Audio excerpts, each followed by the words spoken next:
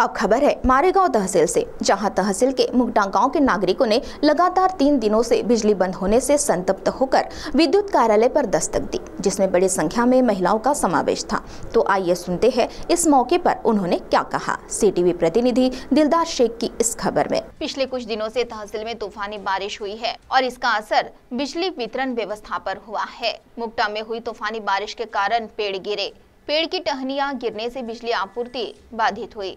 बिजली वितरण ने tree cutting के नाम से बिजली आपूर्ति बंद की। बिजली आपूर्ति सुचारू होने के बाद फिर हवा तूफान को शुरुआत हुई, फिर बिजली बाधित हुई। करीब मुगटा की बिजली 3 दिन बंद थी। बिजली वितरण के साख मिर्चौली से त्रस्त नागरिकों ने बिजली वितरण कार्यालय पर दस्तक दी। हर रोज शाम के समय तूफान के साथ बारिश होने के कारण बिजली के तार जगह जगह टूटकर पड़े हैं। करीब दिन भर ही बिजली बंद की गई थी। बरसात के पहले करने के काम अभी तक ठप है। इस पर किसी भी तरह का कोई नियोजन नहीं दिखाई दे रहा है।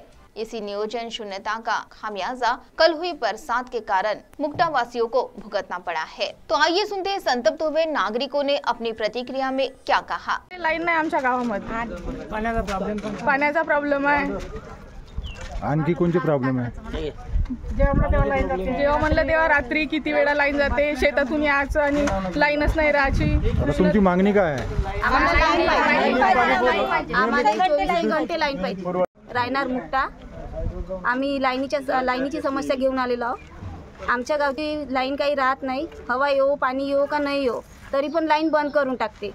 आम्ही शेतातून येतो, शेतातून आल्यानंतर 5 तरी मिनिट विश्रांतीसाठी हवेमध्ये बसायला लागते ना, त्याच्यासाठी लाईनच राहत नाही शेतातून आल्याबरोबर। आणि पाणी लाईन नसली तर पाणीच नाही राहत, नदीवर जावं लागते 2 किलोमीटर। मग आणि रातभर तर लहान लेकरं झोपतच नाही, लाईनच नाही राहत तर जास्तीत जास्त 2-3 घंटे लाईन राहते, 2-3 घंटे। आणि लाईन आमच्या गावची लाईन 5-5 मिनिटानं 2-2 मिनिटानं जाऊ शकते। आम्ही शेतात जाऊन येतो, आम्हाला अजिबात विश्रांतीसाठी लाईन राहत नाही आणि पाणी सुद्धा राहत नाही।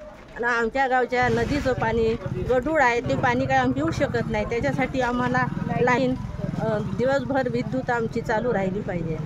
त्याच्यासाठी आमची समस्या आहे, म्हणून आम्ही महिला आलेलो आहोत। सीटीवी के लिए प्रतिनिधि दिलदार शेख की रिपोर्ट।